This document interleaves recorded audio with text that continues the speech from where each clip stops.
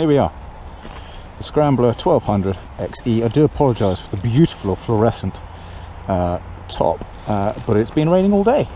And it's only just stopped now, so you're very lucky, and so am I. But here we are. I suppose one of the most important things to say is that if you have not yet subscribed, please subscribe, because only 88% of people who view my channel have subscribed.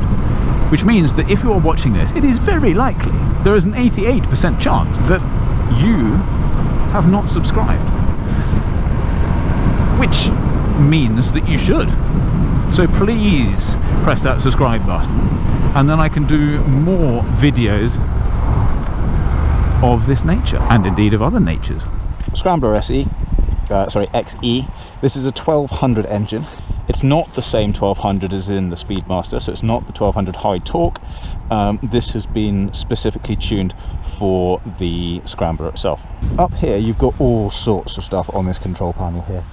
You've got cruise control, you've got a change of your lights here, so that's normal daytime running. If you had the accessory for additional lights, that button would work them. Otherwise it's the usual Triumph stuff of this switch here, so switch up and you get your sort of full nighttime like that. That's what it looks like. And then you have the trigger as per usual, which is where are you? There we go, the red one here.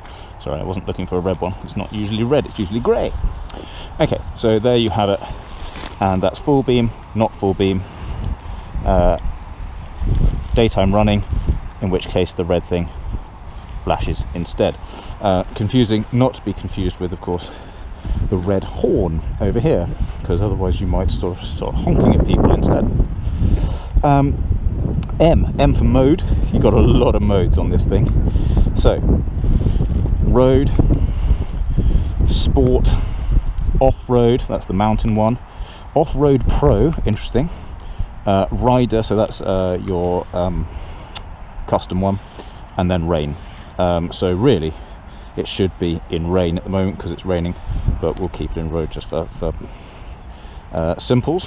You have this joystick here which controls the right hand panel over here, so I can go to my petrol stats. So currently averaging 55.3 miles per gallon. This is how long it's to your service.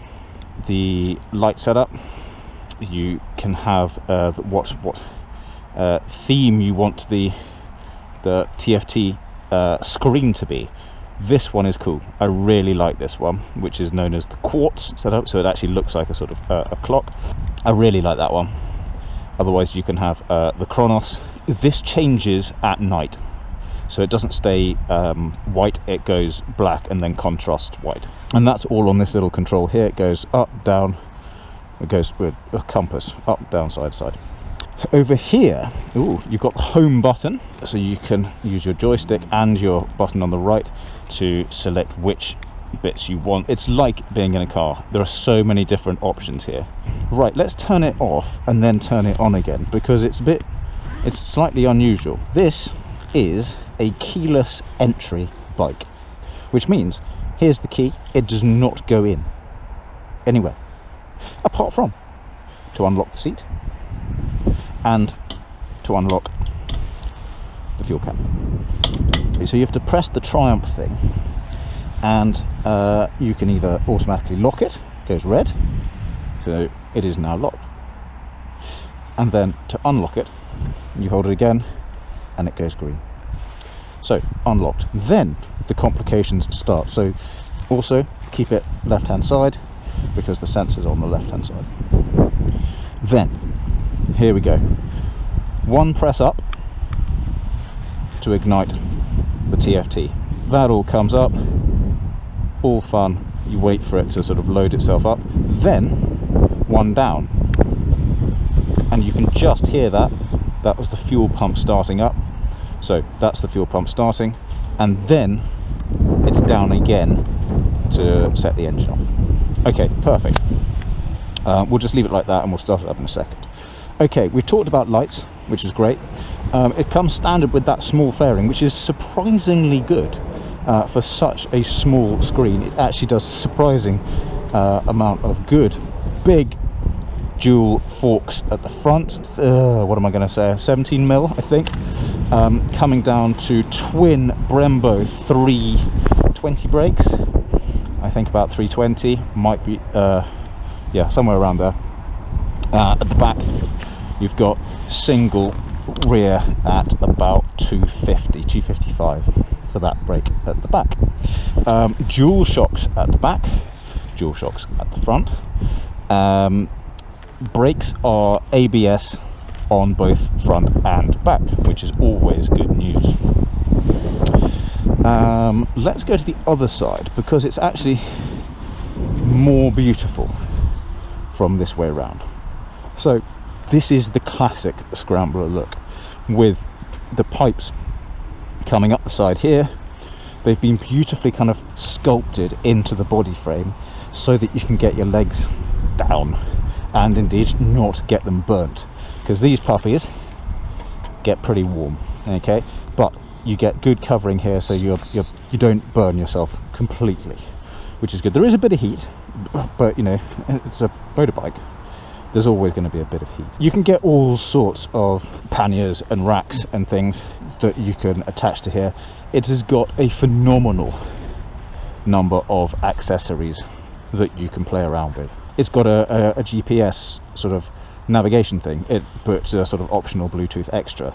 You can get the additional lighting down below, and it has two models as well. So it's got the XE and the XC, which is the more extreme off-road version. It looks like they're sort of off-road tires. They aren't really, they're not true off-roady tires, so just be aware of that before you think, oh, I'm going to go off-road. They're not massively off-road tires. This is more like the equivalent of, if you've got a car, winter tires. So it's the equivalent of sort of winter road tires. Fuel tank, pretty good. Better than my Speedmaster. So Speedmaster's 12 litres, this is 15.8 litres. So you get a really decent chunk more coming out of this tank. You know, expect 180. It's running at the moment at about 55. My Speedmaster does 60. So it's less frugal, it's less economical than the Speedmaster, but it's still pretty good. I mean, you're in the mid to late 50s for your miles per gallon. Expect 180, yeah, 180 minimum, I'd have thought, out of that tank, depending of course on how you ride it. Let's get out on a road or two and do a bit of driving around, and then we'll see what it's like. We'll talk about the good points, the bad points. We'll test the brakes out, we'll test the gearing, the shifter, all that sort of stuff. You can get it with a center stand, by the way. This one doesn't have one, but you can get it with a center stand, and it's not actually that heavy. It's 210 kilograms. So, you know, in terms of, you know, putting it down and then pushing it back, it's doable. It is doable. The first thing I noticed when I came to this Scrambler rather than my own Speedmaster, it's a tall bike. You're not sitting down into it like the Speedmaster, you're sitting up on it. I'm 6'3". I am definitely sitting on it. So here we are. I mean, I can get both feet flat on the floor, but then I've got longer legs than some people. If you are a shorter rider, then just be aware that this is quite a high bike. Second thing you notice when you sit on it, the seat's quite hard. Now, maybe that's just because I'm coming from a different position, but it's really squidgy to press, really squidgy. But the first thing I noticed, weirdly, when I sat down was, ooh, it's quite hard. But it's not hard. What it is that there's no real sculpting to it. So I'm used to a slightly sculpted seat, that more a bucket, if you like, on the Speedmaster. This is much more the standard Bonneville, like the T1s, etc., where you've got this flat seat. It's so much better for a pillion. Compare that pillion seat to, you know, the Speedmaster's, you know, little crack thing, or the wedgie crack. which is going to cause your bottom some issues. So, you know, this is definitely it's not a firm seat, but it's not sculpted. So, but it's, you know, you get used to it. Right, let's pick up my rubbish, and we'll go out on a couple of roads and give it a bit of steam. Noise wise, let's start it up so that you can hear it. So it sounds a little bit like this. Clutch in, obviously, and in neutral. That's the N there. So neutral, and then not loud. It's not obnoxious. Second and third gear, when you're just coming down off a rev, it's got some nice sort of burbles, but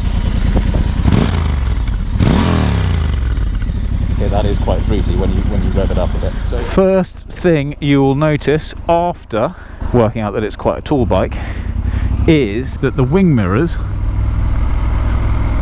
don't show a lot beyond your shoulders. So your rear view isn't the best. It's not a massive thing, but it's just a thing to be aware of. God, I'm tall on here, it's amazing. The brakes on here are quite bitey, and I'll show you what I mean in a second. Because of the travel in the suspension, the front forks, if you brake quite quickly, you get massive dip in the front, which I personally am not used to, and that was a bit of a shock when I first got on the bike. And probably because I have to squeeze my brakes in the Speedmaster a little bit more than you do on this bike, I probably over squeezed, as it were, and yeah, I got thrust forwards like anything, which is a little bit of a surprise and something to be aware of if you've not ridden one of these before, because of the way it's set up with the suspension and things. Yeah, you just be aware of it, really, that it can throw you forwards, and that can be quite surprising, and it's because of the travel of the front forks. Gearing, I keep missing the gear shifter because it's more tucked in than I'm used to. You will get used to it. It's just not exactly where my foot is or where I'm used to it being, and so for me it's irritating, and I keep missing gears. But that said, the gears themselves are really smooth and really well weighted. So this isn't the high torque engine that you find in the Bobber or the Speedmaster. This is the same, I mean, it's still a 1200 engine, but it's been tuned for the Scrambler. So it's a slightly different tuning setup, the gear ratios, the rev limit, etc. So you can rev a lot higher. But honestly, after having ridden this a bit, you don't really want to. The interesting noises in the engine and the pipes come in the sort of the 2 to 4 rev range. So many buttons and levers. It is too much, perhaps. The joystick being right next to the indicator, I do find a little irritating, because they're similar sort of shaped knobs. You can't always look down and see it. Yes, your muscle memory will get better, but there are a lot of menus to go and toggle through and stuff, which is fine if you're going to set it up before you go. But let's face it, anyone that's ridden a motorbike knows that you want to be keeping your eyes on the road and not on your fancy display that you keep sort of toggle changing. On a day-to-day basis, I think it's too much tech. But this bike can do all these different things, and I think that's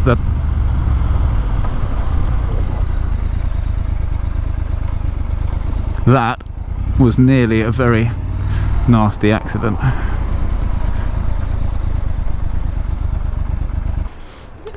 Don't know. Don't always get that. That's quite exciting. Jesus. Oh. So the brakes are good.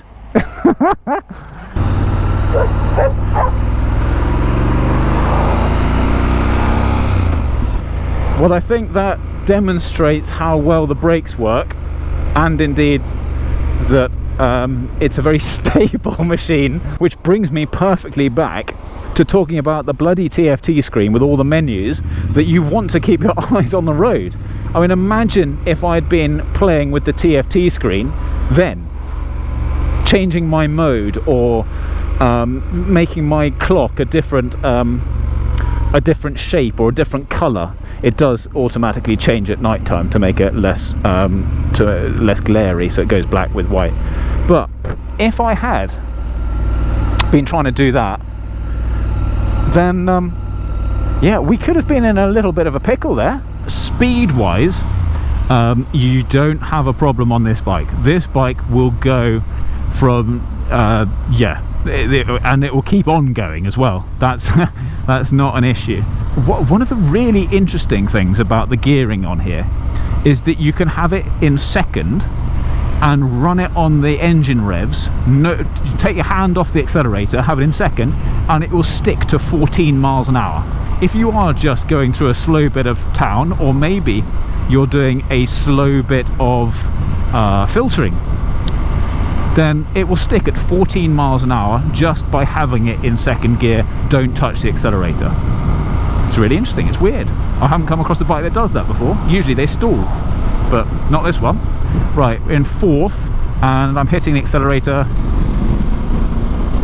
and it's 60. Okay, so it's a 1200 engine. You're not short of power on this thing, and you've got fourth, you've got fifth, you've got sixth.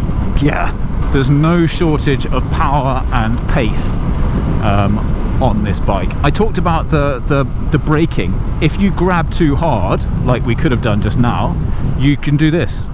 Ugh. So if you grab too hard, you do that, which is quite off-putting. So this is not a good bike to be snatchy on.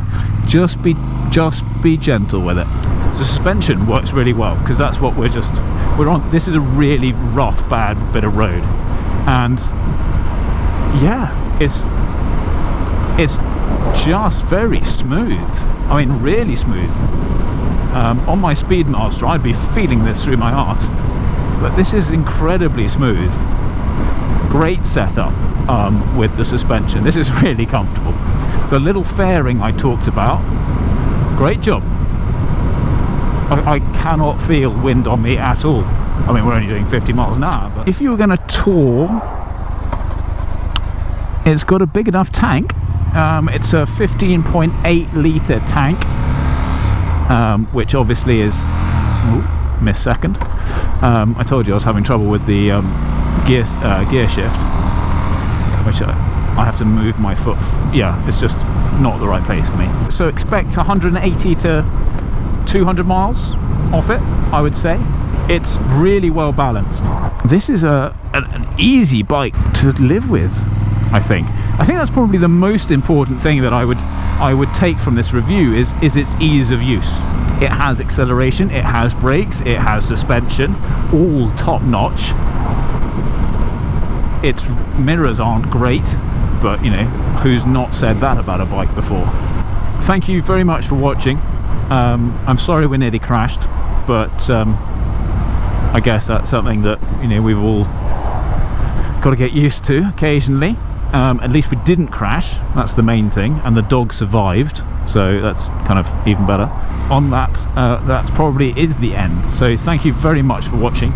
It's been great fun taking you out on this bike instead. I'll do a bit of a ride around, I think, on it as well. I'll put that up at some stage too, so 2 for the price of 1. Aren't you lucky things? Great, thank you very much.